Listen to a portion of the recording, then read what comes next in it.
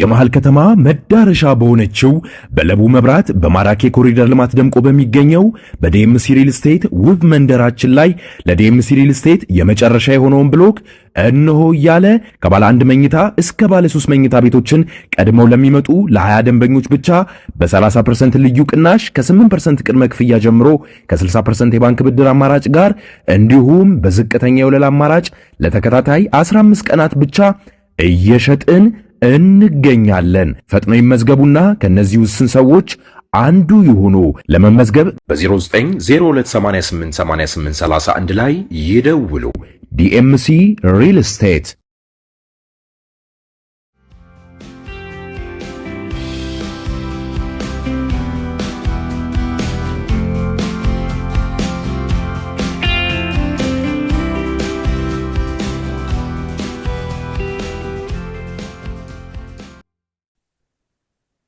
ጤና ይስጥልን ክቡራን ተመልካቾቻችን፣ ሲሳጌና ከሉዓላዊ ሚዲያ ሐሙስ ግንቦት 28 2017 ዓመተ ምህረት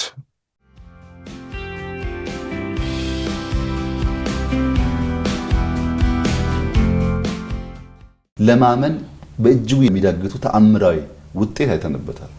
መጋቢት 24 የተናገርነውን በየዕለቱ እየኖር በየዕለቱ እየሳቅን በየዕለቱ እየተደመምን በውጤት ሙላት ወደምንፈልገው ሐሳብ እየተጓዘ ነው። ያ ማለት ግን ማዕበል የለም ማለት አይደለም።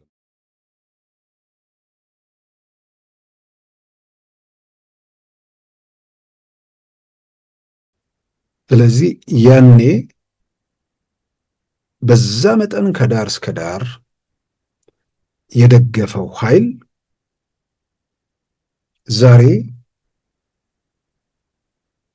ምን ስለጎደለ ምን ስለቀረ ምን የገቡትን ቃል ስላጠፉ ነው ወደ ተቃውሞ ጎራ የሄደው?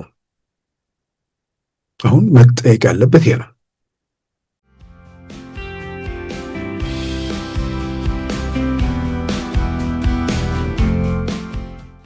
እኛ ለሁሉም እጃችን ዘርግተን ጠበቅናቸው።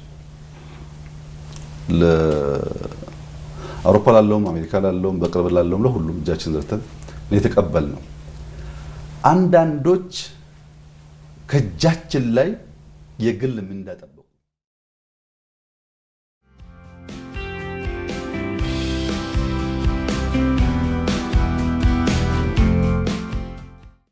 እንወያይበት።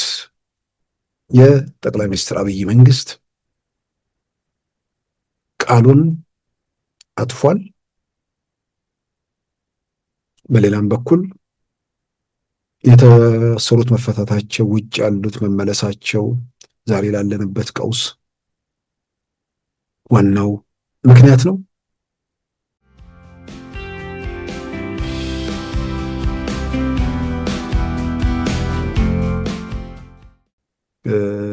ምናልባት አሁን ውይይቱ የሚጠቅመው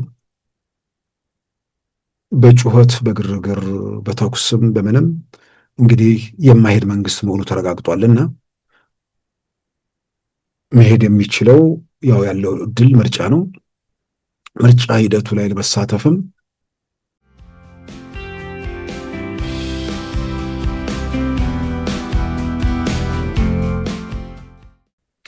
በዛሬው ፕሮግራማችን በእነዚህና በሌሎች ወቅታዊ ጉዳዮች ላይ ትኩረት አድርገናል። አሁን ወደ ዕለቱ ዜናም እናመራለን። በኢትዮጵያ ለውጡን ተከትሎ እስረኞች መፈታታቸውና የተሰደዱ የፖለቲካ ቡድኖች መመለሳቸው ችግር መፍጠሩ ግልጽ ቢሆንም እርምጃው ትክክለኛ ነበር ሲሉ ጠቅላይ ሚኒስትር አብይ አህመድ ገለጹ። ወደ ሀገራቸው እንዲገቡ ጥሪ ሲደረግላቸው 4 ኪሎን አስበው የገቡ መኖራቸውና ጥቅም የጠበቁ መገኘታቸውን አስታውሰው በጥሪው ገብቶ ሀገራቸውን በተለያየ መስክ የሚያገለግሉ ዜጎች መኖራቸውንም በማነጻጸር ፍቺውም ሆነ ጥሪው ውጤት እንዳስገኘም አብራርተዋል። ጠቅላይ ሚኒስትር አብይ አህመድ ትላንት በተለቀቀውና ከኢትዮጵያ ቴሌቪዥን ጋር ባደረጉት ቃለ ምልልስ የእስረኞች መፈታትና የተሰደዱ የፖለቲካ እስረኞች እንዲመለሱ ጥሪ መደረጉ ውጤቱ ላይ ችግሮች ቢስተዋሉበትም መደረጉ ግን ተገቢ ነበር ሲሉ ማብራሪያ ሰጥተዋል። ወንጀለኛውን ከጤነኛው ለመለየት የሚያስችል የተደራጀ ተቋም ባልነበረበት ሁኔታ የታሰሩትን በሙሉ መፍታትም ሆነ በውጭ ያሉትን እንዳለ መጥራት የተሻለው አማራጭ እንደነበረም አስገንዝበዋል። በተደረገው ጥሪ ተመልሰው ሀገራቸውን በተለያዩ መስኮች የሚያገለግሉ ዜጎች መኖራቸውንም በማነጻጸር ፍቺውም ሆነ ጥሪው ውጤት እንዳስገኘም አመልክተዋል። የሀገሪቱ አጠቃላይ ምርት ወይም ጂዲፒ 59 በመቶ ዕዳ በነበረበትና አበዳሪዎችም ብድር ለመስጠት የማይችሉበት እንዲሁም ደሞዝ መክፈል አስቸጋሪ በነበረበት በተንገታገተ ኢኮኖሚ ወደ ስልጣን መምጣታቸውን የገለጹት ጠቅላይ ሚኒስትር አብይ አህመድ ፕሮጀክቶች በጅምር በቆሙበትና የመሰረት ድንጋይ በሀገሩ በተበተነበትና ከፋፋይ ትርክትና የተቋማት ድቀት በተንሰራፋበት ሁኔታ ውስጥ የወሰዷቸው እርምጃዎች መሆናቸውንም ግምት ውስጥ ማስገባት እንደሚያስፈልግ አመልክተዋል። ለውጡ መሰል ችግሮችን ቢያስተናግድም የኖቤል ሽልማትን ጨምሮ ከ35 በላይ ሽልማቶችን ያስገኘ እንደነበርም አስታውሰዋል። ከውጭ ሀገር ጥሪ ሲደረግላቸው መዳረሻቸው 4 ኪሎ የመሰላቸውና ከመንግስት ጥቅም የጠበቁ ወገኖች መኖራቸውንም በቃለ ምልልሱ አንስተዋል። እኛ ለሁሉም እጃችን ዘርግተን ጠበቅናቸው። ለአውሮፓ ላለውም አሜሪካ ላለውም በቅርብ ላለውም ለሁሉም እጃችን ዘርግተን የተቀበልነው። አንዳንዶች ከእጃችን ላይ የግል ምንዳ ጠበቁ። ያ የጠበቁትን ምንዳ ከእጃችን ሲያጡ አኮረፉ። ኑ ሲባሉ፣ ግቡ ሲባሉ፣ አብረን እንስራ ሲባሉ ኑ የተባልነው 4 ኪሎ ነው ብሎ ያሰቡ ሰዎች ሳቱ፣ አኮረፉ። ሀገር ነው የምንፈልገው፣ ሀሳብ አለን፣ መስራት እንችላለን፣ እንፈልጋለን ደግሞ ያሉ ጸንተው ቀሩ።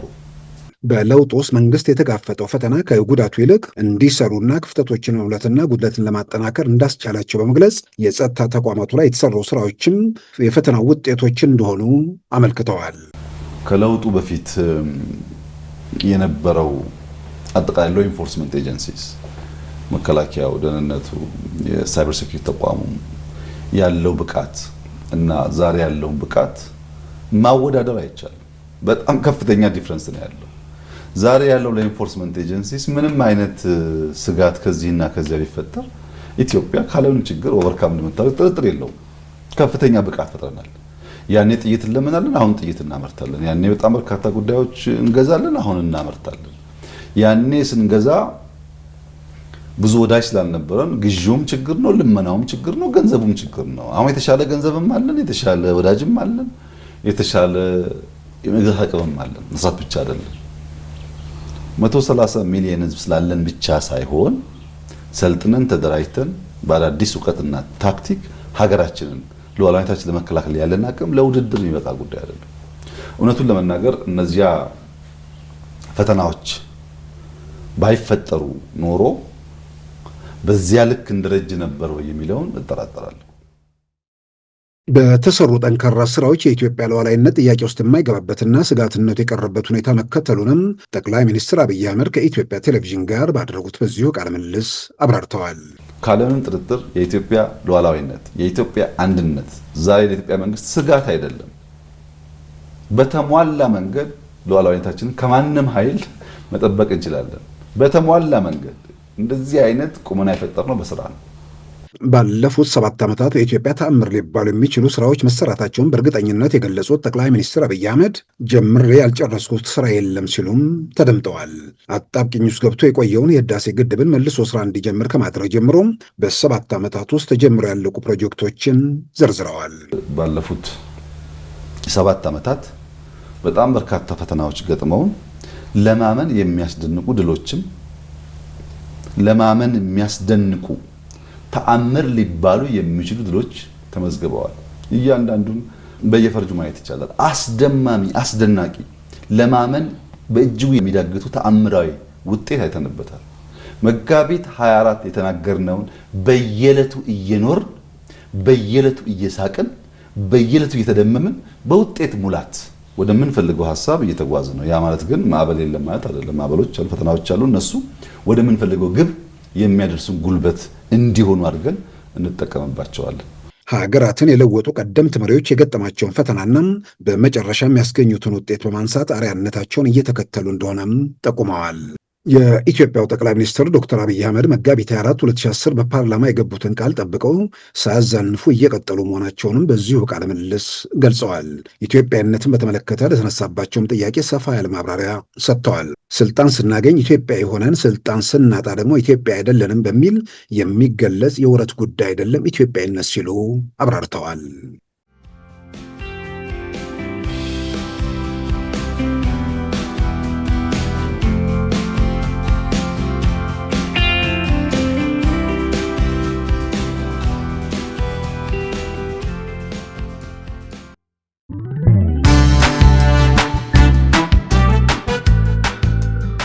ሉዓላዊ ሚዲያን ይደግፉ። ስራዎቻችንን ለብዙ እንድናደርስ ሰብስክራይብ፣ ሼር፣ ላይክ በማድረግ ሉዓላዊ ሚዲያን ያጠናክሩ። እውነትን እንዘግባለን፣ ኢትዮጵያዊነትን እናቀነቅናለን። መድረኩ ግን ለሁሉም አመለካከት ክፍት መሆኑን እናረጋግጣለን። ሉዓላዊ ሚዲያ።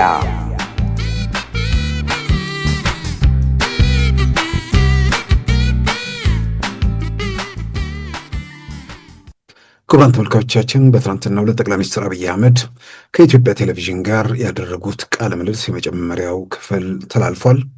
ወደ 1 ሰዓት ከ13 ደቂቃ አካባቢ ወስዷል። በአጠቃላይ 4 ክፍል መሆኑ ስለተገለጸ ቢያንስ ከ4 እስከ 5 ሰዓት የፈጀ አይነት ቃለ ምልልስ ተካሂዷል ማለት ነው።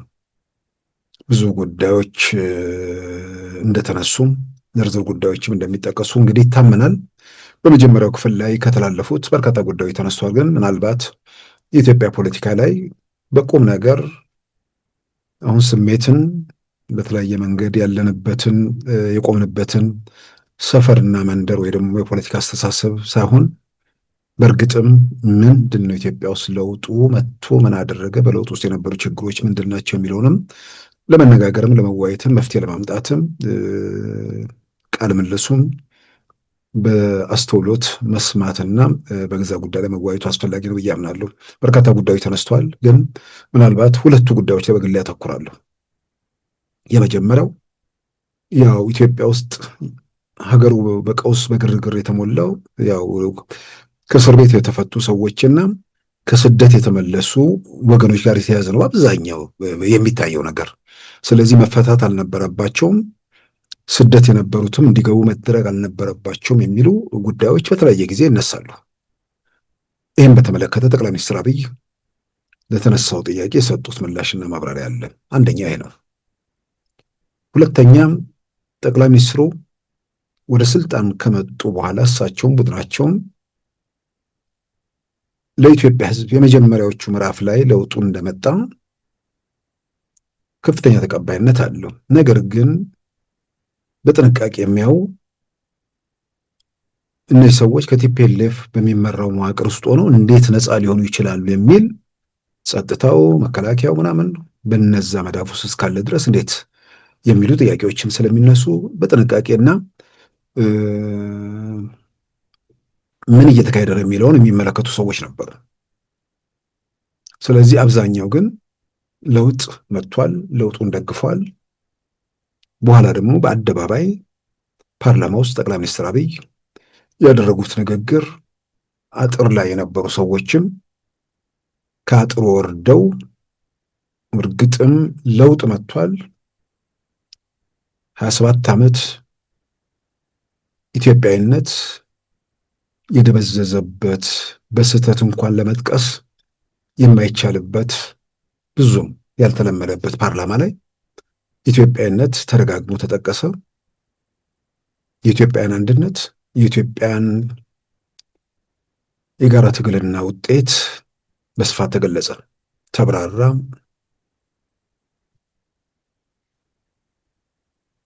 እምነት ነውር በሆነበት ፓርላማ ውስጥ ለምን ይህን በድፍረት የምናገረው አቶ ግርማ ሰይፉ አሁን የኢዜማ አመራር የአንድነት ፓርቲን ወክለው የኢትዮጵያ ፓርላማ አባል በነበሩበት ወቅት ሀሳባቸውን ተናግረው ሲጨርሱ ኢትዮጵያን እግዚአብሔር ይባርክ ሲሉ ፓርላማው እንዳለ ሳቀ። የሳቁት ራሳቸው እምነት ያላቸው ሰዎች ጭምር ነው። ያልጠበቁት ነገር ነው። የኢትዮጵያ ፓርላማ ውስጥ የኮሚኒስቶች በሚመሩት ሀገርና መንግስት ውስጥ እንዴት የማይታሰብ የማይሞከር ነገር ስለሆነ ይመስላል። ምናልባት ደስ እያላቸውም ስቀው ሊሆን ይችላል። ምክንያቱም የሚያምኑ ሰዎች እንዳሉ እናውቃለን። ግን ይሳቅ ነበር። ኢትዮጵያን እግዚአብሔር ይባርክ ማለት ይሳቅ ነበር። ይሄ በአደባባይ በቪዲዮ ጭምር የተላለፈ ታሪክ ነው። ያው በደርግ ጊዜ በዓላት ሲደርሱ እንኳን አደረሰን እንኳን አደረሳችሁም የሚለውን ነገር የሆነ የማይታይ ኃይል ከውስጥ ስላለ ያደረሰን አምላክ ነው። ስለዚህ ያ እንኳን አደረሰን እንኳን አደረሳችሁ ውስጥ ያደረሰው ኃይል ከኮሚኒዝም አስተሳሰብ ጋር ስለማይጣጣም እንኳን አደረሰን እንኳን አደረሳችሁ ሳይሆን እንኳን ደረሳችሁ የሚባልበትም ጊዜ ነበር። ስለዚህ በብዙ መልኩ ከቀዝቃዛው ጦርነት ማክተም ጋር አብሮ የኮሚኒስቱ አስተሳሰብ እየሞተም እየተዳከመ እየጠፋ ቢሆንም ግን ኢትዮጵያ ፓርላማ ውስጥ ኢትዮጵያዊነት ማለት የፈጣሪ ስም መነሳቱ ነውር ነበር። ኢትዮጵያዊነትንም ፈጣሪም በኢትዮጵያ ፓርላማ ውስጥ ከፍ ብለው 30 ደቂቃ ያህል በወሰደ ቃለ ንግግር የታዩበት አጋጣሚ ነበር። ያ ብዙ ሰዎችን ለወጠ። ማለትም አጥር ላይ ያልነበሩትን ግራ የገባቸውን ጭምር ለወጠ። ከመነሻው ለውጡን የደገፉትን ደግሞ የበለጠ አበረታታ።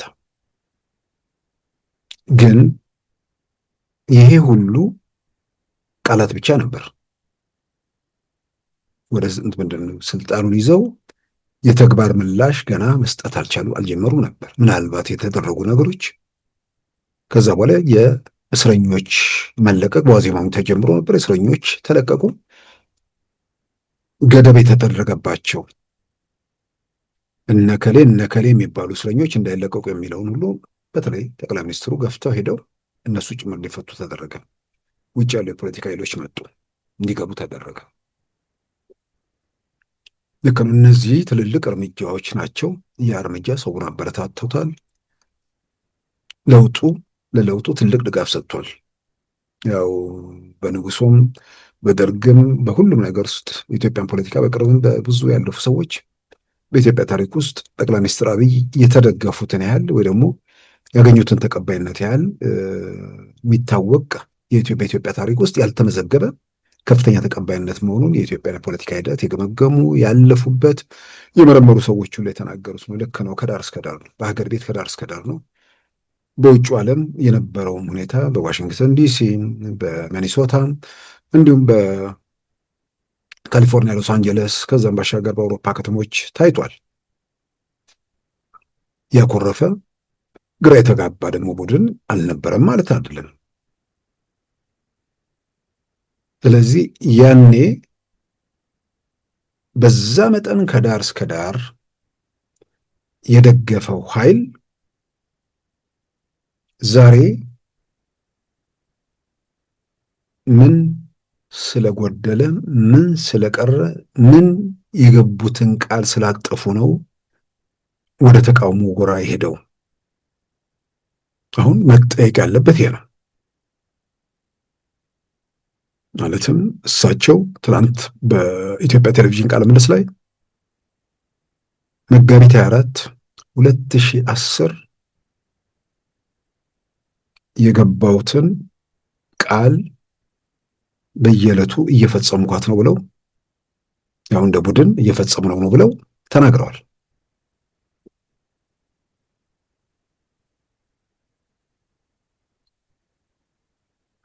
በተረጋጋሚ በግሌም ምጠይቀውና እንዲገባኝም የምመኘው ግን ጠይቄም ፈልጌም ያላገኘሁት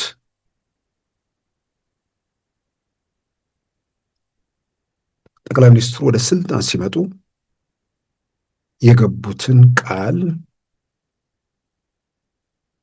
አደርገዋለሁ፣ እፈጽመዋለሁ፣ ከወነዋለሁ፣ መሄጃዬ ይሄ ነው ብለው ከመስመር ወጥተው ከቃላቸውን አጥፈው የፈጸሟቸው ነገሮች አሉ። አሁን እሳቸው ትላንት በአደባባይ በቃሌ መሰረት በገባሁት ቃል መሰረት እየተጓዝኩ ነው፣ እንደ ቡድን እየተጓዘን ነው ብለዋል። አሁን አንደኛው ችግር የታዘብነው በዚያ ጊዜ የነበሩ የተቃዋሚ ፓርቲዎች ለውጡን ያዩበት መንገድ ነው። እኛ ያየንበት መንገድ ብቻውን በቂ አይደለም። እኛ ያየንበትን መንገድ ለመገንዘብ መጋቢት 24 የነበረውን የፓርላማ ንግግር ማየት ነው። አንዲት ስቴትመንት አልተዛነፈችም። ያቺ ንግግር ናት በየቀኑ በየዓመቱ ተገበረው። እኛ አልተቀየርንም። ዓላማችን አስተዋሽ ተናግረነዋል። እየኖርነው ነው። ያ ንግግራችንን በየቀኑ እየኖርነው ነው። ከውጭ ያሉ ሰዎች ግን የኛን ንግግር የሰሙት ለነሱ አእምሮ እንዲመች አድርገው ነው። እኛ ያልነውን ሳይሆን የሚሽቱን የሰሙት። አሁን አይደለም ይሄ አልተሟላም፣ ይሄን አላደረጉም የሚል አካል መጥቶ አሁን ክርክሩ ይሄኔ ነው። አጋጣሚው ጥሩ ነው ብለው በየጊዜው እናነሳዋለን። አሁን ባለቤቱ መጥተው ቃሌን ጠብቄ እየተጓዝኩ ነው ካሉ ቃላቸውን አልጠበቁም የሚለው ወገን የትኛውን አጎደሉ? የገቡትን ቃል የትኛውን አጠፉ? ወይ አዛቡ፣ ወይ ደግሞ ከተናገሩት በተቃራኒ የተጓዙበት መንገድ አለ ወይ? ይህንን አሁን በዚህ በተቃውሞ ጎራ ውስጥ ያለው ለደጋፊዎቹ ይሄንን ማስረዳት አለበት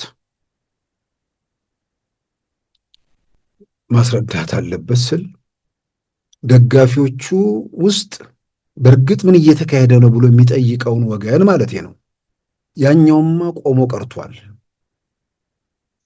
ምን እየተካሄደ እንደሆነ አይሰማም፣ አያይም። በራሱ ዓለም በየቀኑ ጥላቻ እየተመገበ ልብ ወለድ እያደመጠ ጉዞን በዛ መንገድ ስላደረገ በየቀኑ የመንተመኛውንና የፈለግከውን ትነግረዋለህ። ሳላምጥ ይውጣል፣ በጥላቻ ይንተከተካል። ግን ደግሞ የሚለውጠው ነገርም የለም። በየቀኑ ሁኔታዎች እየተለዋወጡ ተስፋው እየተነነ የሚጓዙበት ሁኔታ ነው ያለው። ስለዚህ እነዚህ ሰዎች ከእንደዚህ አይነት ሁኔታ ውስጥ እንዲወጡ አንዳንዱ አሁን በዚህ በምንድን ነው እከሌ እንዲነግረኝ፣ ይሄ ሚዲያ፣ ይሄ ሰው፣ ይሄ ምናምን እንዲነግረኝ አያስፈልግም።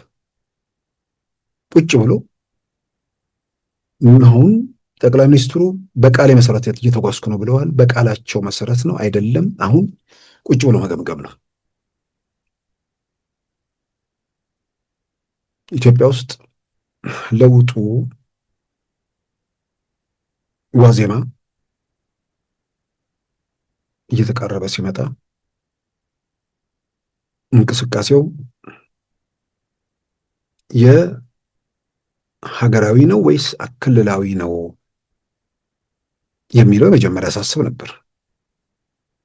ግን እንቅስቃሴው ኢትዮጵያዊ ሀገራዊ የሆነ መጣ። ያ በሆነበት ወቅት ግን ያ እንቅስቃሴ ውጭ ባሉ አንዳንድ ኃይሎች ወገኖች ጋር የተናበበ ደግሞ ሲመስል ስጋት የሚፈጥሩ ሁኔታዎች ነበሩ። ምክንያቱም በተለያየ መንገድ እነዛን ኃይሎች ስለምናውቃቸው ማለት ነው። እንዳየሩ ጸባይ አንዴ እምነትን መሰረት ያደረገ ንቅናቄ ውስጥ፣ ሌላ ጊዜ ብሔርን መሰረት ያደረገ ንቅናቄ ውስጥ፣ አንዳንዴም ደግሞ ሀገራዊ ለመምሰል የሚደረጉ መቆሚያቸው በግልጽ የማይታወቅ ኃይሎች እንዲህ አይነት እንቅስቃሴ በእነሱ እጅ የነሱ እንቅስቃሴ ከሆነ ሀገራችን አደጋ ውስጥ ትወድቃለች። ስለዚህ ከነ ችግሩም ከነ ነውሩም ከነ ኃጢአቱም ያው ስልጣን ላይ ያለው ቡድን ቲፒኤልኤፍ እያነከሰም ቢሆን ስልጣን ላይ መቀጠሉ መንግስት አልባ ከመሆን የተሻለ ነው በሚል በአደባባይ ያንን ስናስተጋባም የነበርን ሰዎች አለን። ስለዚህ ለውጡ በመጣበት መንገድ ላይ በኋላ ላይ ነገሮች ሲገመገሙ አገር ቤት ያለው የለውጥ እንቅስቃሴና ውጭ ያሉት መካከል ከቃል አቀባይነት ያለፈ ዝርዝር ጉዳዮችም መረጃ ምንም እንደሌላቸው በኋላ ላይ በጉዳዩ ባለቤቶች ጭምር በበቂው መረጃ ማግኘት የምንችልበት ሁኔታ ተፈጥሮ የኢትዮጵያን ለውጥ ለመደገፍ በየሰው በየችሎታው በየአቅሙ በየአጋጣሚው የራሱን አስተዋጽኦ አድርጓል። በዛ መልኩም መጀመሪያ በጥርጣሬ ስመለከት የነበርኩ ሰው ነበርኩ። በዋዜማው በጥርጣሬ መመልከት ብቻ ሳይሆን ምናልባትም እንቅስቃሴው አደገኛ መስሎ ስለታየኝ ተቃውሞም ሳቅርብ የነበርኩ ሰው ነኝ። በኋላ ሁኔታዎች ወደ መጋቢት ለውጡ ሊመጣ ወደ ህዳር እንደዚህ ወደ ታህሳስ አካባቢ ነገሮች መልክ እየያዙ ውጭ ያሉት ሰዎች ከቃል አቀባይነት ያለፈ በመሬት ላይ ካለው ነገር ጋር ምንም ግንኙነት እንደሌላቸው ለጉዳዩ ቅርበት ያላቸው ሰዎች እያረጋገጡ ሲመጡ ለውጡ ወደ መደገፍ በይፋ ሄደናል። ለውጡ መደገፍ ብቻ ሳይሆን ለውጡ በዋዜማው ብቻ ሳይሆን ከመጣም በኋላ ለውጡን ስደግፍ ቆይቻለሁ። እስካሁንም በዚህ ለውጥ ላይ ወይ ደግሞ የዛሬ 7 ዓመት ኢትዮጵያ ውስጥ የመጣው ለውጥ በተመለከተ እንከን ወይ ደግሞ ችግር ወይ ደግሞ ይህን ባያደርጉት ኖሮ ይሄ ቢሆን ኖሮ የሚባል ነገር ሊኖር ይችላል። ምንም ጥያቄ ውስጥ የሚገባ ነገር አይደለም። ነገር ግን ከመስመራቸው ወጥተው ወይ ደግሞ ሀዲዱን ለቀው የተጓዙበትን መንገድ አላየሁም ብቻ ሳይሆን ኢትዮጵያዊ ህልማቸውን እውን ለማድረግ በዘረኞች ከየአቅጣጫው እየተለበለቡ ኢትዮጵያም እየነደደች የተጓዝንባቸው ጎዳናዎች ናቸው። ስለዚህ ቃል ከገቡት ፓርላማ ላይ ከተናገሩት በተለያዩ መድረኮች ከሚናገሯቸው ከመስመር የወጣ የተፈጸመ ነገር አለ። ይህንን አሁን ተቃዋሚ የሚባሉ ሰዎች በአደባባይ ወጥቶ መከራከር አለባቸው። ይሄ ዝም ብሎ ለምንድን ነው ለሚጠይቅ ሰው የማይሆን ሲነገረው ሁሉንም ነገር ለሚወጣው የሚገለጸውን አይደለም።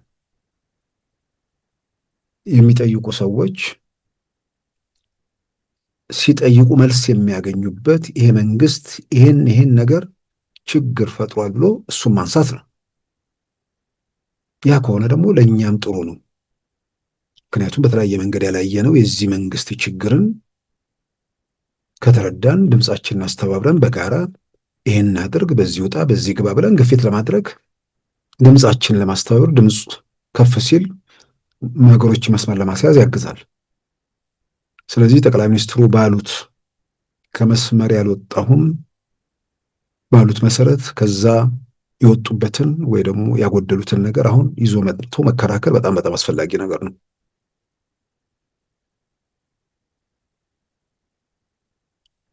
እንግዲህ ምናልባት ሊሉት የሚችሉትን ነገር ማንሳት ይቻላል። ግን አዝናለሁ እነዚህ ሰዎች አሁን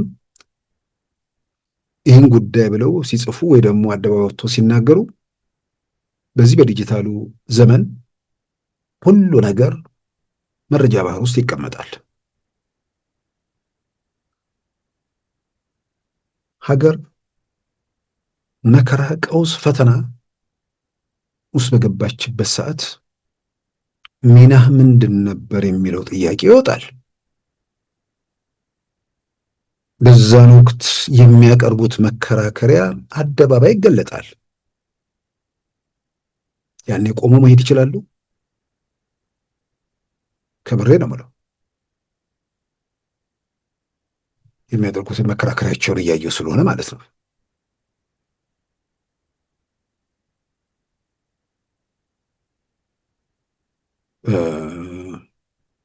ጠቅላይ ሚኒስትሩ ይህን አጎደሉ፣ በዚህ ወጡ ምናምን የሚል የተጨበጠ ነገር አላይም፣ አልሰማም። የሚደረገው ነገር ለጦርነት ይህን ያህል ቢሊዮን ዶላር ወጥቶ ሀገሩ በቀውስ ውስጥ ገብቶ ኢኮኖሚው ወድሞ ምናምን የሚሉ ሲናገሩ አለማፈራቸው ይገርመኛል።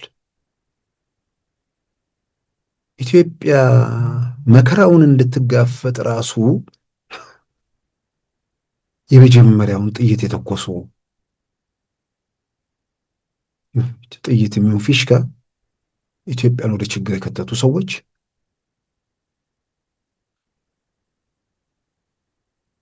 ከዛ በኋላ ጦርነቶቹ በሁኔታ እንደቀጠሉ በግልጽ የሚታወቅበት ሁኔታ የጠቅላይ ሚኒስትር አብይ መንግስት ኢትዮጵያ ውስጥ ግጭቶች እንዲነሱ ወይ ደግሞ ግጭቶቹ እንዲቀጥሉ እንዲባባሱ እንዲሁም ደግሞ መውጫ እንዳይገኝ ያደረገው አስተዋጽኦ 1 2 3 ብሎ ቢዘረዝራል የመጀመሪያ የተኮሰው ኦሮሞ ነጻነት ሰራዊት አይደለም። የሰላማዊ የፖለቲካ ትግል አድርጋለሁ ብሎ ገባ። ሰላማዊ ፖለቲካ ትግል በማይቻልበት ሰዓት መግለጫ ነበር ሲያወጣ የነበረው። ሰላማዊ ፖለቲካ ትግል ለማድረግ አገር ቤት ግባ ሲባል ጠመንጃ መተኮስ ጀመረ። የኦሮሞ ህዝብ ጥያቄ አልተፈታም። እውነት ለመናገር ኦሮሞ ህዝብ ጥያቄ አልተፈታም ነው ወይስ ቲፒኤልኤፍ ለምን ቤተ መንግስት ለቀቀ የሚመስል ነበር ወይ ነበረው? ስለዚህ የኦሮሞ ነጻነት ግንባር ነው መተኮስ የጀመረው። ለምንድን ነው የምትተኩሰው የሚል ነገር ሲመጣ የአስመራ ስምምነት የሚባል ነገር ይገለጻል። አንዳንዴ የአስመራው ስምምነት ምንድን ነው? መንግስት አልናገርም ብሏልና እናንተ ንገሩን ሲባሉ መልስ የለም። መንግስት በአደባባይ ገለጸው። ከግንቦት 7 ከኦጋዴን ብሔራዊ ነጻነት ግንባር ከቲፒዲኤም ከነዚህ ጋር ከተደረገው ውጭ ከኦሮሞ ነጻነት ግንባር ይህን የተለየ ስምምነት አለ። ሀገር ቤት ገበታችሁ በሰላማዊ መንገድ ታገሉ፣ የፖለቲካ ምህዳሩ ተከፍቷል የተባሉት ግን ጠመንጃ ይዞ ብረት ወልውሎ ወደ መተኮስ ሄደ። አንዳንዴ ለመከራከር የሚያቀርቡት ነገር ወደ ማሰልጥ ምንድን ነው ወደ ካምፕ የገቡት ወታደሮች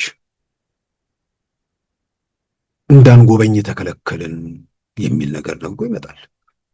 ካምፕማ ከገባ በኋላ እኮ ወደ መደበኛ ፖሊስ ወደ ምናምን ሊዞር ነው ያኮ ወታደር። ስለዚህ ከዛ በኋላ የኦነግም አይደለም የብልጽግናም አይደለም የኢትዮጵያ ነው። እና የኦሮሞ ነጻነት ግንባር አሁን በዚህ ጉዳይ በተቃውሞ በምናምን ያሉት እነ ጀዋር ለኦሮሞ ነጻነት ግንባር ያለውን ጉዳይ በቅርብ ስለሚያውቁ የመጀመሪያው ለደጋፊዎቻቸው ማስረዳት የጠቅላይ ሚኒስትር አብይ መንግስት ከኦሮሞ ነጻነት ግንባር ጋር በተያያዘ ምን ስላጎደለ ምን ስላስቀረ ተተኮሰበት። ቲፒኤልኤፍ በነበረበት ሰዓት የኦሮሞ ህዝብ አግኝቶት የጠቅላይ ሚኒስትር አብይ መንግስት ወደ ስልጣን ሲመጣ ያጣው መብቱ ምንድን ነው? እርግጥ ነው የኢትዮጵያ እስር ቤቶች ኦሮምኛ ይናገራሉ ብለው እና አቶ ስዬ አብርሃ ራሳቸው የመሰከሩት ነገር ነው። ለምን ከእስር ቤት ኦሮሞቹ ተፈቱ ነው የኦሮሞ ነጻነት ግንባር? ምክንያቱም የምንታገልበት አጀንዳ ሳጣን ነው። ያው አሁን ኢትዮጵያ ውስጥ የምናውቀው ነገር አለ። ቲፒኤልኤፍ ዲ የሚባለው ወይ ደግሞ አክራሪው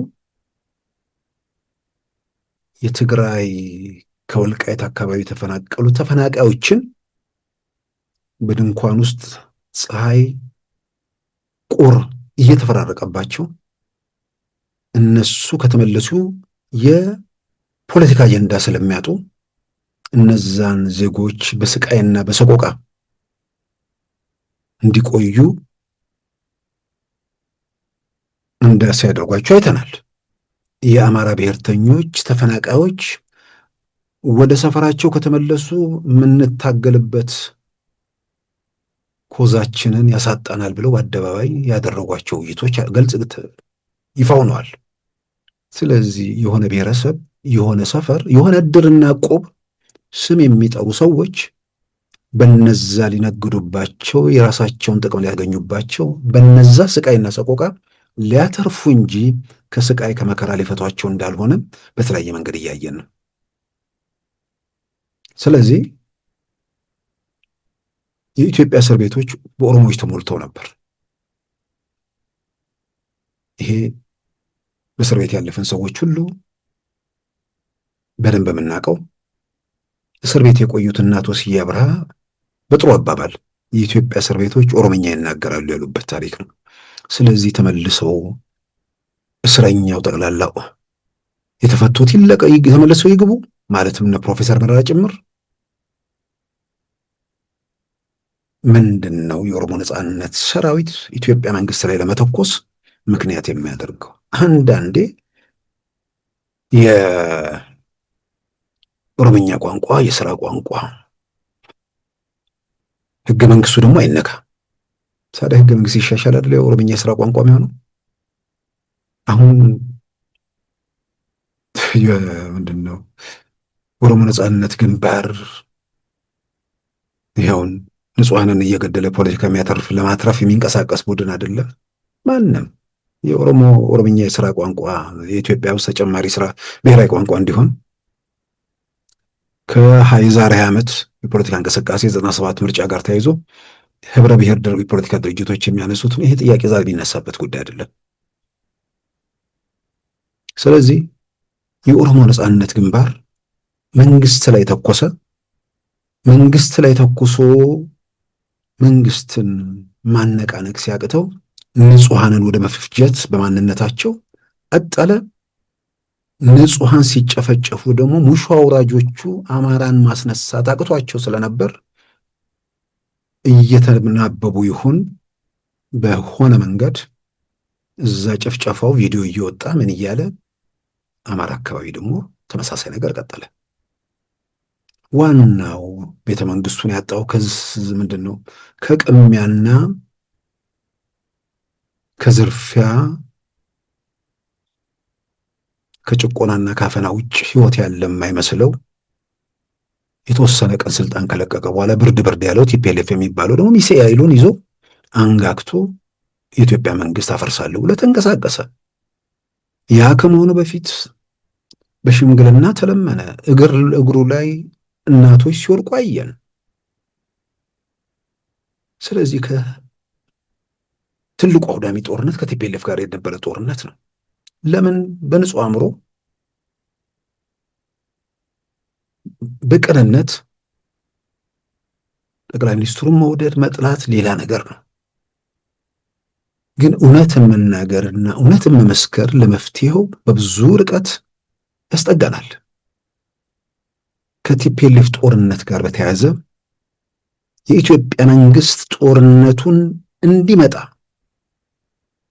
ወይ ደግሞ ጦርነቱ እንዲቀር ለማድረግ እየቻለ ያላደረገው ነገር አለ? እንዲመጣ ያደረገው አስተዋጽኦ አለ? አሁን እኮ በአደባባይ ሁሉ ነገር ተገለጠ እኮ። በ2 ሳምንት አዲስ አበባ እንይዛለን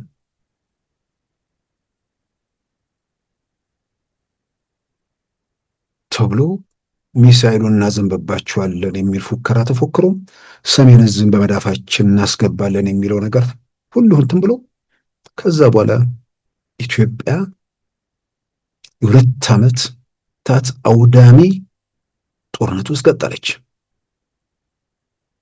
ደጋግሜ በግሌ እንደማምነው ያንን ጦርነት የኢትዮጵያ መንግስት ማስቀረት የሚችልበት አንድ እድል ብቻ ነበር።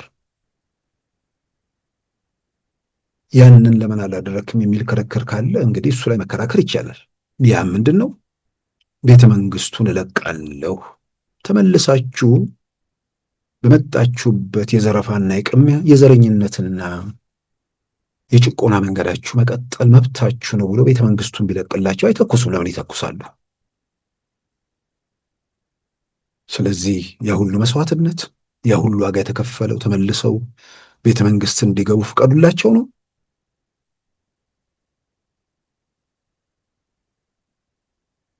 እና በቢሊዮን የሚቆጠር ሀብት ወጣ ፈሰሰበት የተባለው አውዳሚው ጦርነት በዚህ መልክ ቲፒኤልኤፍ ያመጣው ነው። ጦርነቱን ለመመከት ለምን ድሮን ገዛህ ነው? ለምን ታንክና የመድፍ ጥይት ገዛ ነው? ሀገር እኮ ሊፈርስ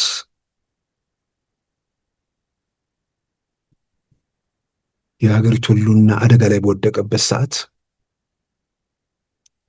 ዝም ብሎ ተንበርክኮ እጅ ሰጥቶ የፈቀዳችሁትና የፈለጋችሁትን አድርጉ ማለት ነበረበት? የመጀመሪያው ጦርነቱን ከፈቱ። ጦርነቱን ለመመከት መንቀሳቀስ ነውርና ወንጀሉ ኃጢአትና ክፋቱ የቱ ጋር እንደሆነ የማስረዳት በተቃውሞ ጎራ ውስጥ ያሉ ሰዎች ኃላፊነት ነው። የፋኖ እንቅስቃሴ እንዳልኩት በቀደመው የኦሮሞ ነጻነት ሰራዊት መንግስት ላይ ተኩሶ መንግስትን እንደማይጠል ሲያረጋግጥ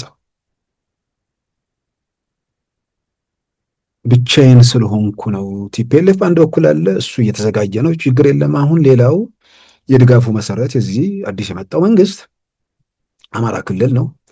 አማራ ክልል ደግሞ ሰው አልነሳ ብሏል። ስለዚህ እንዲነሳም ንጹሐንን በማንነታቸው መጨፍጨፍ ነው። ሙሾ አውራጆቹ ደግሞ ተከበናል ባዮቹ ምንም በሌለበት ያንን ሲሉ የነበሩ ሰዎች ሰርግና ምላሽ ሆነላቸው።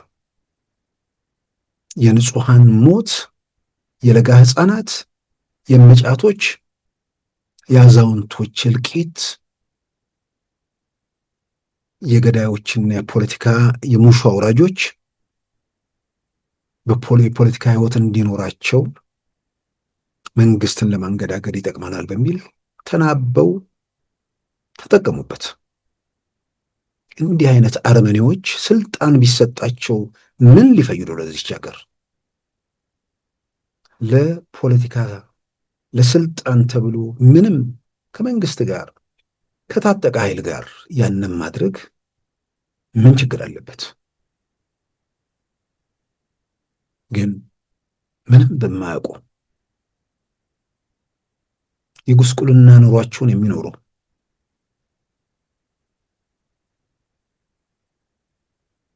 በተስፋ ነገን እያለሙ የሚኖሩ ድሆች፣ ችግረኞች፣ የገጠር ሰዎች ማንነታቸው እየተለየ የጭፍጨፋ ሰለባ ሆኑ። ሌላኛው ደግሞ እንደዚሁ ፋኖ የተባለው ደግሞ ሄዶ በማንነት እሱም ጭፍጨፋውን ቀጠለ። እንዲህ አይነት አረመኔዎች ናቸው የኢትዮጵያን የፖለቲካ እንትን ያመሰቃቀሉት። ከዛ መሳሪያ ሊያስፈታን ሲል መንግስት ተኮስን ነው አሁን የሚባለው ፋኖ ጋር አማራን ብቻ ለማስፈታት የሚል ብዙ በአደባባይ መግለጫዎች ብዙ ተነገረ። ኦሮሚያ አልፈታም ምናምን የሚለው ደግሞ በዋናነት ሲውለበለብ ነበር። አሁን ያልፈታለ ያኔ እነዚህ ሰዎች የሚናገሩትን አምኖ የተከተላቸው ቆሞ ኢትዮጵያ ውስጥ የታጠቀ ልዩ ኃይል ያለበት ክልል አለ ዛሬ ኢትዮጵያ ውስጥ። በሌላም በኩል የፋኖን እንቅስቃሴ መሳሪያ ምንድነው ልዩ ኃይል እንዲፈታ ስለተደረገ ነው የሚሉት ሰዎች ዛሬ ወደ ጫካ ምናምን ከወረዱ በኋላ የሚሰጧቸው መግለጫዎች ምንድን ናቸው? ሲዘጋጁ እንደነበሩ አለ እያረጋግጡ የመጡት በአደባባይ መንግስትን ስለማናምነው የትግራዩ ጦርነት ካለቀ በኋላ ፊታችን እናዞራለን፣ ለዚህ እየተዘጋጀን ነበር ብለው እነ ጀነራል ተፈራ እኮ በአደባባይ ተናገሩ። እነ አቶ አሰግድ ኮማንዶ እያሰለጠነን አዲስ አበባ ልንገባ ነበር እኮ ብለው በአደባባይ እንትን አሉ። ስለዚህ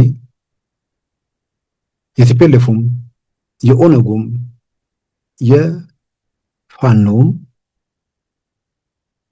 የስልጣን ወይ የኛነት የስግብግብነት ፖለቲካ ውጤት ነው።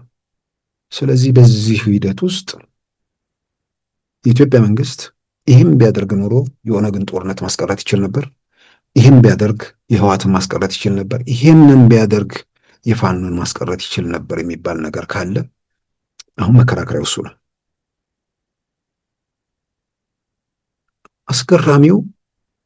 አስገራሚ ብቻ ለምን አሳዛኙ ታሪክ የኢትዮጵያ መንግስት ለመወጠር አንዱ በሌላው ላይ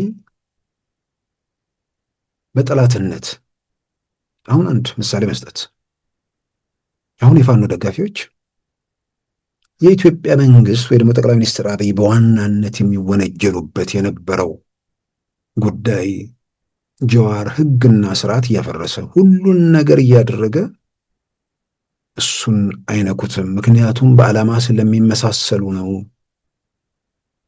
ለአዲስ አበባ ነዋሪዎች የተሰጠው ኮንዶሚኒየም ሲያስከለክል፣ አዋጅ ሲያሽር ጠቅላይ ሚኒስትሩ የማይነኩት በዓላማ እንትን ስለሚሉት ነው። ጤነኛ ሰው የሆነ ሰው ያን ይህን ጥያቄ እንትን ይላል።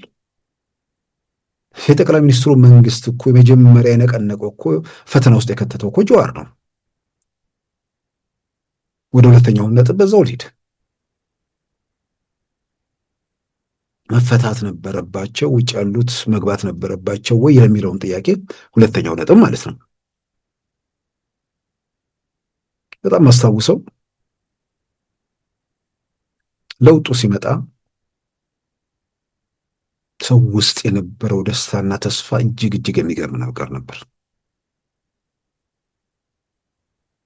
ያ የለውጥ ተስፋ ልክ ጀዋር ኢትዮጵያ አዲስ አበባን ከረገጠበት ጊዜ ጀምሮ ጥያቄ ውስጥ ገብቷል። በተለይም ደግሞ ኦሮሞ ነጻነት ግንባር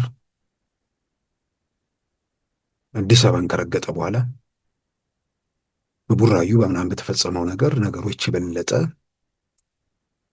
ምን አይነት ሁኔታ እንደነበር እናስታውሳለን። ያው የሚሰጧቸው ምክንያቶች አሉ። ቲፒኤልኤፍ እንዲሄድ እንጂ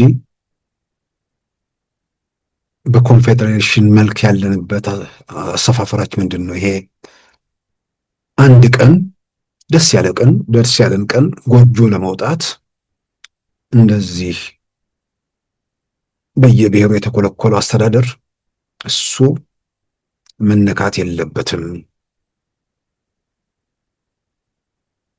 ጠቅላይ ሚኒስትሩ የሆነ ቦታ ላይ ካልገታ ናቸው። ይህን ጀዋር በአደባባይ ተናግሯል።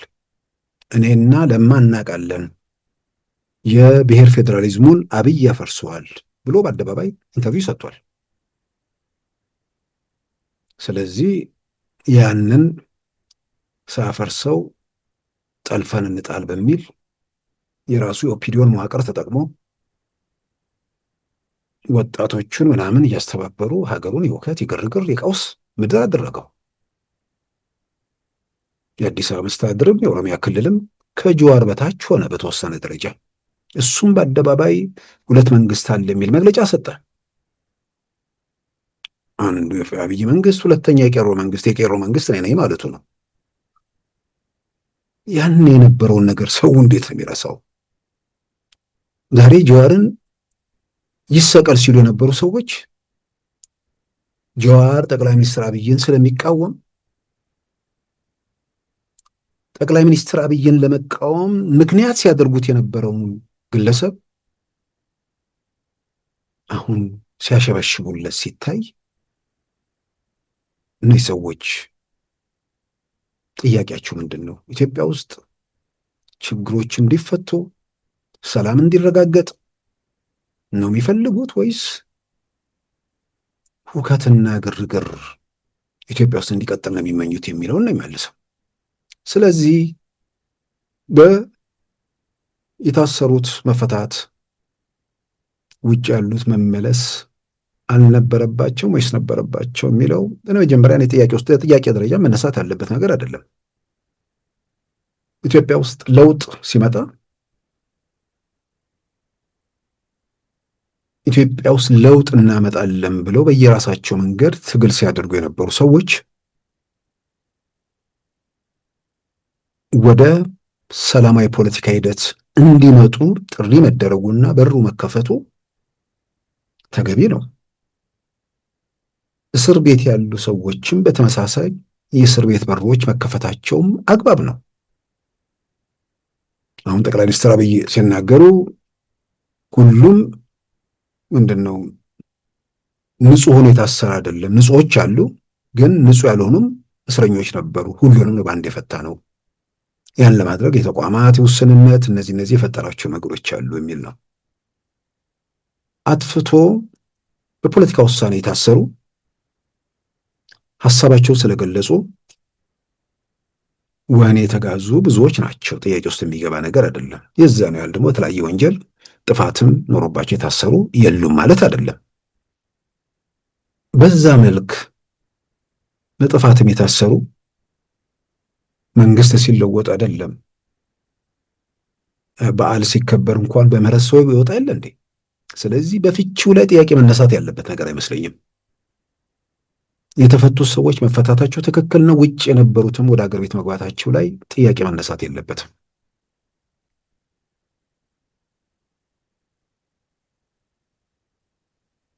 ወደ ውጭ የነበሩት የፖለቲካ ኃይሎች እና ሌሎች ዜጎች ስንት ነው? ከ4,000 ምንም በላይ እኮ ኢትዮጵያ ውስጥ እንዳይገባ እኮ የተከለከለባት ሀገር ነች። ኢትዮጵያ ውስጥ ትብቱ የተቀበረ ወንጀሉ ምን እንደሆነ የማያውቀው ግን ሊስቱ በእናቱ ጌታቸው አሰፋ ተይዞ 4,000 ምናምን ሰው ኢትዮጵያ አይገባም ነበር። ደግሞ ሌላ ምናምን ሺዎች ከኢትዮጵያ መውጣት የማይችሉ ሰዎች ነበሩ። ኢትዮጵያ እኮ የተቆላለፈባት ኢንተርኔቱ ብቻ እኮ አልነበረም፣ ሁሉ ነገር የተቆላለፈባት ሀገር ነበረች። እናም ሰዎች ውጭ ያሉት መምጣታቸው፣ የታሰሩት መፈታታቸው፣ መንግስት የወሰደው እርምጃ ሌላ አማራጭም ያለው አይመስለኝም። ያንን ማድረጉ የለውጡ ምልክት፣ ለውጡ ነፃነትን አመጣ የሚለውን ማሳያ ጭምር ነው። እርግጥ ነው ሰዎቹ ሲፈቱ የተናደዱ ምናምን ሰዎች አሉ። ጥያቄ ውስጥ የሚገባ ነገር አይደለም። በኋላ የተፈቱ ሰዎች ቀላል በማይባል ቁጥር ረባሽ ሆነው መገኘታቸው፣ ከውጭ የመጡትን በረብሻው መቀጠላቸው የመጀመሪያውን ውሳኔ ትክክል ምንድነው ስህተት አያደርገውም። የሰዎች ግላዊ ባህሪ አለ፣ የስልጣን ምኞት፣ የጥቅም ፍላጎት ምናምን አለ።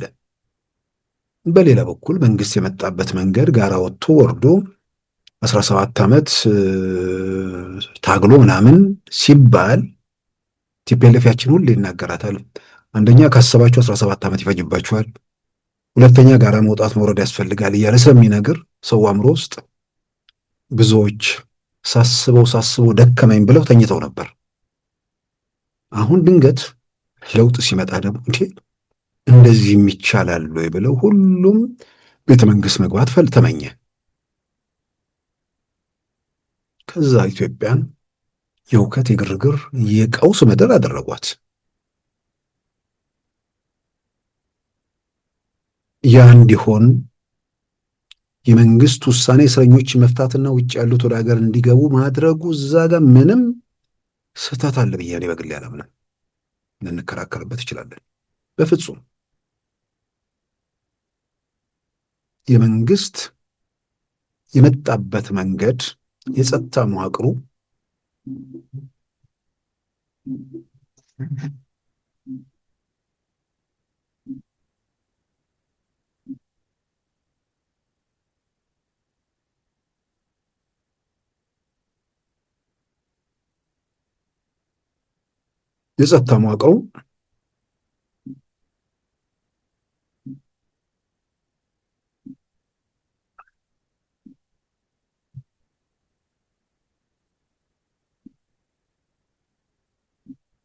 ችግሩ የጸጥታ መዋቅሩ መንግስት፣ ጠቅላይ ሚኒስትሩ ቤተ መንግስቱን ተረከቡት እንጂ የጸጥታ መዋቅሩ በእናቱ ጌታቸው አሰፋ እጅ ነበር።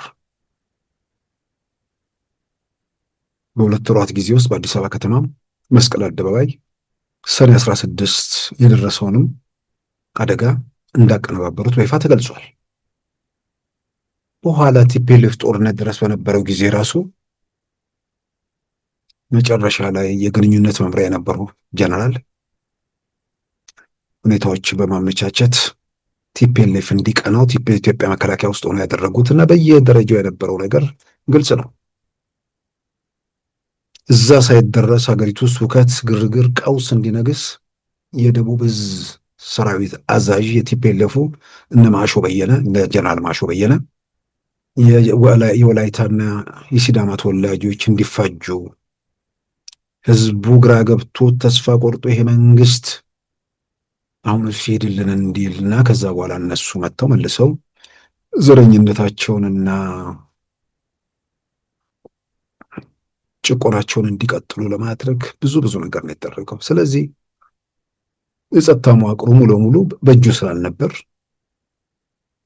ዲሞክራሲያዊ መብቶችን መፍቀዱ ብቻ ሳይሆን ያንን ለመቆጣጠር የሚችልበት አቅም አለማጎልበቱ የፈጠራቸው ክፍተቶች አሉ። እዛ ውስጥ የኢትዮጵያ መንግስት ስህተቱ ወይ ደግሞ ጉድለቱ ይሄ ነበር የሚል መከራከሪያ ካለ ጥሩ ነው።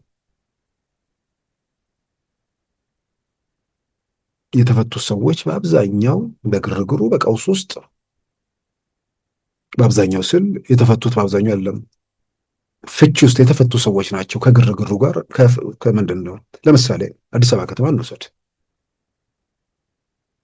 አዲስ አበባ ከተማ ውስጥ ሰው ተስፋ ያደረገበትን ለውጥ ሁሉን ነገር መንግስት የሚወሰናቸውን ውሳኔዎች በማሻር የሆነ ቦታ ላይ መሰረት ድንጋይ ሲጣል በማስነሳት ምን በማለት ጀዋር ያደረገውን ነገር መቼም ሰው እንዴት እንደሚረሳው ነው የሚገርመኝ። ያንን ሲያደርግ መንግስት እንዳይረጋጋ፣ በሌላ በኩል ደግሞ የራሱ ዓላማ እንዲሳካለት፣ ዓላማው ዋናነት ስልጣን ነው። ሌላ ምንም ጥያቄ ውስጥ የሚገባ ነገር አይደለም። የኮንፌዴራል ስርዓቱ ምናምን እሱ ያን ያህል እንትኑም አይመስለኝም። አቋራጭ መንገድ የሚለው ነገር ለመሄድ ነው። እሱ ሲረብሽ መንግስትን እንቅልፍ ሰላም እየነሳው እንደሆነ በግልጽ እየታወቀ እነ እስክንድር ደግሞ በሌላ በኩል ከጀዋር ጋር ሲጓተቱ ጤነኛ የሆነ ነገሮችን የሚያይ የሚገመግም ሰው፣ ሁለት ጫፍና ጫፍ የሚወጡ ሰዎች ሀገሩን ቀውስ ውስጥና መከራ ውስጥ ሲከቱት እንዴት ሁለቱንም ማውገዝና መተቸት ወይ ደግሞ ምናምን ሲገባ ሁሉም በየቡድኑ ቆመና ከዛ በኋላ ጩኸቱ በረከተ። ለምሳሌ አንድ መድረክ ላይ ጠቅላይ ሚኒስትር አብይ እስክንድርን አስፈራሩት ተባለ። ጀዋር ግን ያሉ ነገር እያደረገ ምንም እንትን አላሉት። ዓላማውን ሲደም ይደግፉ ነው። ዓላማውን የሚደግፉ ዓላማዎች እርሳቸው ላለ እንቅልፍ እየነሳ ሰላም እየነሳ ያለው ምን ማለት ነው? የራሱ ማንም ጤነኛ ሰው ሁለት የሚጓቱ ሰዎች ሁለቱም ለየግል ፍላጎታቸው ህዝቡን መከራና ስቃይ ውስጥ እየከተቱት፣ መንግስትን እንቅልፍ እየነሱት፣ ፈተና ውስጥ እየከተቱት መሆኑን መረዳት የሚያዳግተው ነገር አይደለም።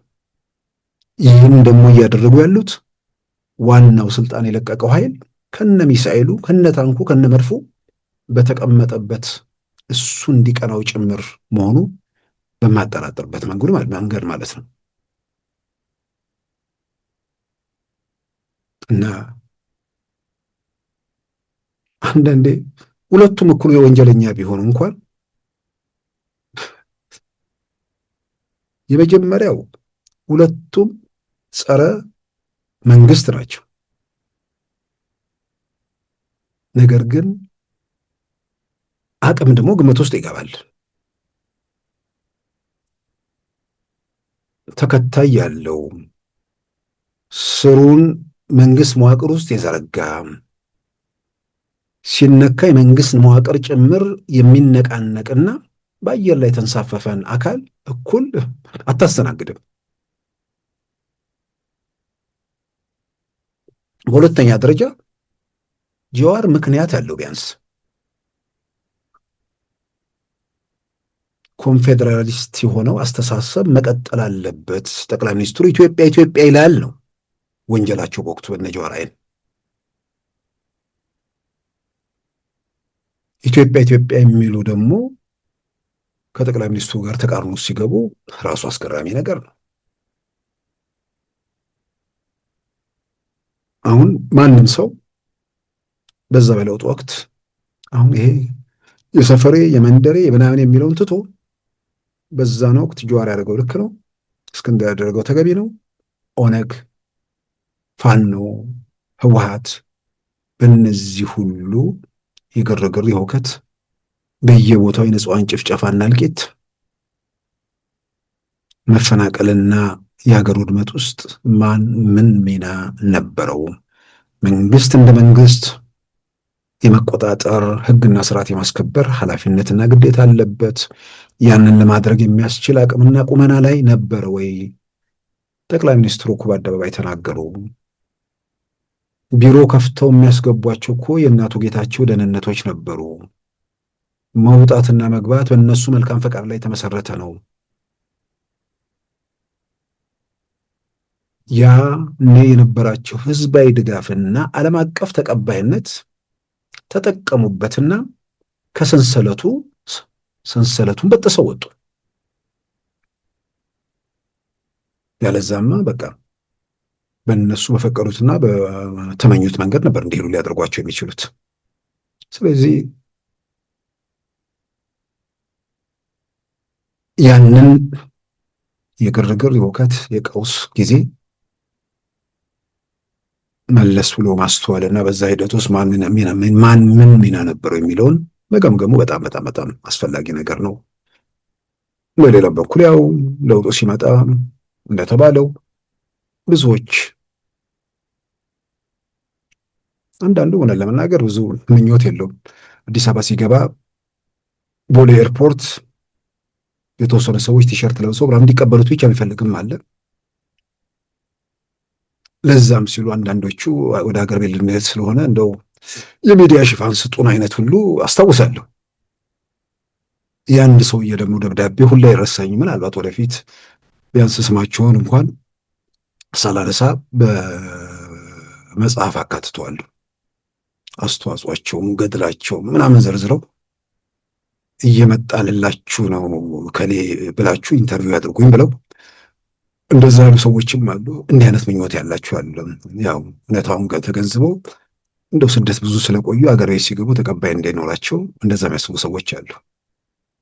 ሌላው ደግሞ ያው በዚህ ቦታ በኃላፊነት ምናምን የሰራው ሰው ስለሆንኩ አዲስ የመጣው ኃይል ውስጥ ቢያንስ እዚህ ቦታ ላይ ቦታ አላጣም ምናምን ብለው ደምድመው መጥተው ቦታው ሲጠፋ ደግሞ ወይ ደግሞ አስተዋይ ሲያጡ ገና ወደ ሄዱበት ወደ መጡበት ሀገር ተመልሰው ከአውሮፕላን ሲወርዱ ተቃውሞ የጀመሩ ሰዎች አሉ።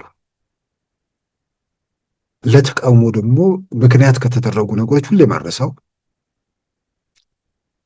ዘ ፈንድ ፎር ፒስ የሚል አንድ ተቋም ፌልድ ስቴትስ ኢንዴክስ ሁልጊዜ ያወጣል በየዓመቱ።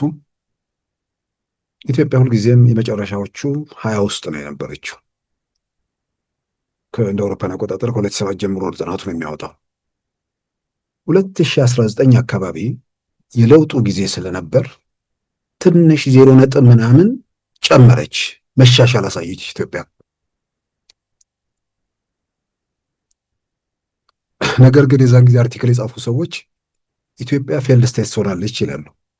ከፌልድ ስቴትስ ከኢንዴክሱ ከተቀመጠው ነጥብ ባሻሻለችበት ሰዓት ነው እንዴ የዛን ጊዜ እንደምነካቸው ምናምን አልኩኝ እኔ ጥናቱን ስላየሁት። አንዴ መስመር ከለቀቅና እንትን ካልክ የፈለግከውን ነገር እንትን ብትል የሚሰማ ስላለ ችግር አልነበረው ማለት ነው። በሌላ በኩል ደግሞ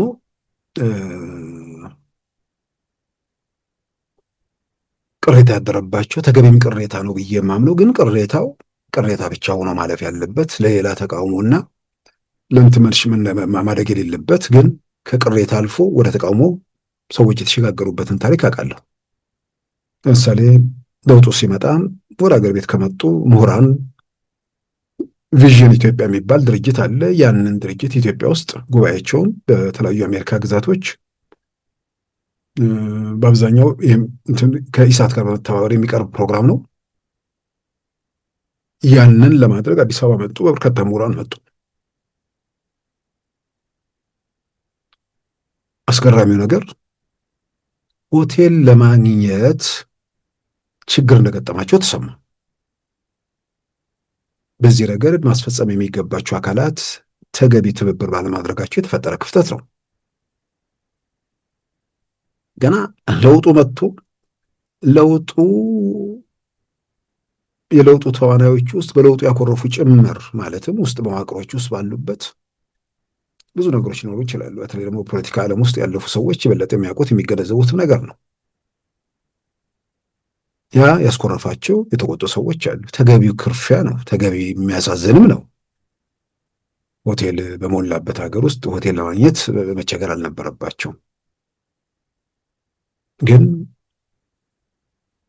ለውጡ ውስጥ አፈንጋጮች ለውጡ የመጣባቸውም የመንግስት መዋቅር ውስጥ ያሉ ሰዎች ጭምር ስላሉ እንዲያ ነገር ሊያጋጣም እንደሚችል አውቆ ከእንደዚህ አይነት ሁኔታ ለውጡን የሚያደናቅፉ ሰዎች ስላሉ እንዲህ አይነቶቹን ባለንበት ሁኔታና በአርቲክል በመጻፍ ይሁን የፖለቲካ ውይይቶችን በማድረግ ይሁን የለውጡን ኃይል እንዴት እናግዘው የሚል ነገር ላይ ነው ማተኮር የሚገባው። በአንድ አጋጣሚ አንድ የክልል ፕሬዝዳንት አግኝቼ ያለውን ሁኔታ ምናምን ገምግሜ አሁን እኮ በብዙ መልኩ በጣም ፖዘቲቭ ናችሁ ብዙ ነገሮቻችሁ ሳይ ያኔ እኮ ስንመጣ በመጀመሪያ አካባቢ ስንመጣ እኮ ራሱ እንትን ቦታም ለማስፈቀድ ምናምን አንዳንድ ክፍተቶች ያሉ ስል አልኳቸው። አይ ያኔ እኮ ያልተደመረው ማዕት ነበር፣ መዋቅሩ እኮ ገና አልጸዳም ነበር አሉ።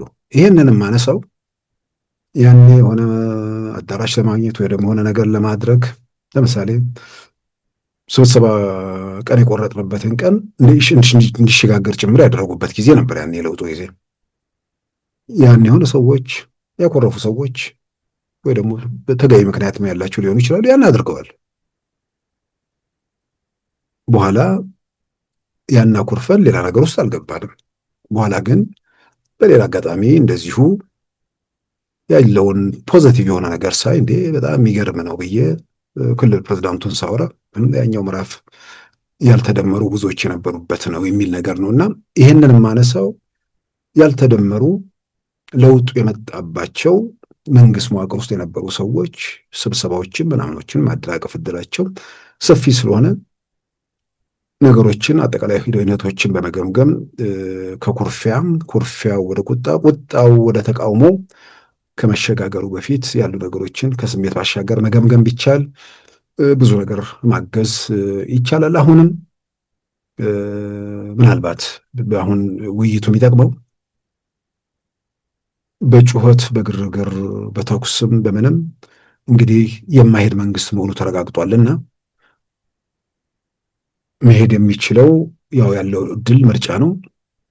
ምርጫ ሂደቱ ላይ ለመሳተፍም በሌላም በኩል ደግሞ ኢትዮጵያ ውስጥ ያለው ነገር በተገቢው ገምግቦ ምርጫው ላይ ማይሳተፍም ቢሆን የዘላቂ ሰላም ተረጋግጦ ትውልዱ የተሻለ ህይወት እንዲኖር በማድረግ ረገድ ምን ይደረግ፣ ምን ክፍተቶች፣ ምን ጉድለቶች ነበሩ፣ ለወደፊቱ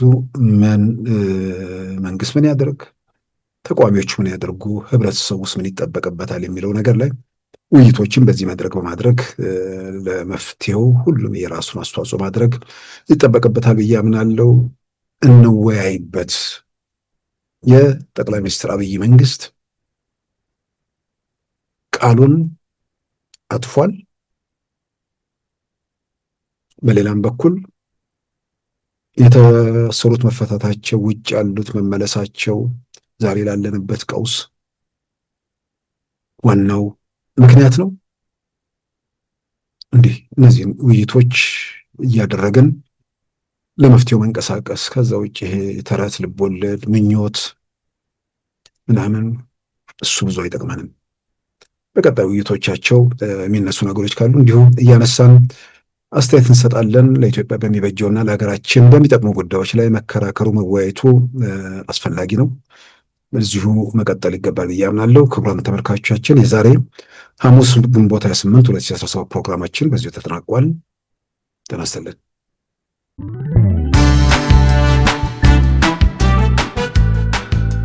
ሉዓላዊ ሚዲያን ይደግፉ። ስራዎቻችንን ለብዙ እንድናደርስ ሰብስክራይብ፣ ሼር፣ ላይክ በማድረግ ሉዓላዊ ሚዲያን ያጠናክሩ። እውነትን እንዘግባለን፣ ኢትዮጵያዊነትን እናቀነቅናለን። መድረኩ ግን ለሁሉም አመለካከት ክፍት መሆኑን እናረጋግጣለን። ሉዓላዊ ሚዲያ።